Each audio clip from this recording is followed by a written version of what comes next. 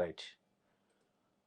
WhatsApp పాలన వచ్చేసిందట. నేటి నుంచి వాట్సాప్ గవర్నెన్స్ తొలి విడతలో 161 రకాల పౌర సేవలు అందుబాటులోకి అధికారులతో సమీక్షించిన సీఎం చంద్రబాబు నాయుడు. నేడు అధికారికంగా ప్రారంభించిన మంత్రి లోకేష్. వాట్సాప్ పాలన వచ్చేసిందట. వాట్సాప్ పాలన వస్తే మంచిదే, కానీ వాస్తవ పాలన కూడా చేయండి. మొత్తం వాట్సాప్ మీదనే వదిలేస్తే వాస్తవ పాలన గాలికి వదిలేయమాకండి.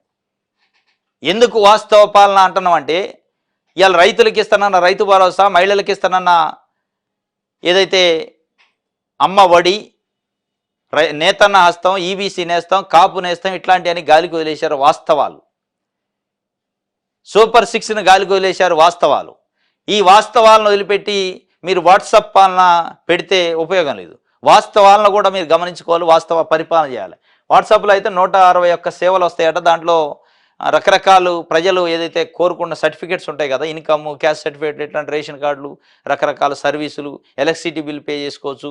ఏదన్నా మీరు కంప్లైంట్ చేయాలి, ఏదైనా డిపార్ట్మెంట్ అధికారి మీద అంటే దాంట్లోనే చేయొచ్చట. మీకు ఏదన్నా డిపార్ట్మెంట్కి సంబంధించి ఏ అలిగేషన్ ఉన్నా వాట్సాప్లోనే కంప్లైంట్ చేయొచ్చు. వాట్సాప్లోనే మళ్ళీ మీకు అప్డేట్ వస్తుంది. ఇవన్నీ చాలా మంచిదే. అది అంటే ఎలక్ట్రానిక్ ఈ గవర్నెన్స్ అంట. ఈ గవర్నెన్స్ మంచిదే, కానీ దాన్ని అసలు పని వదిలిపెట్టి ఇది కొసరు పని చేస్తే ఇబ్బంది అయింది.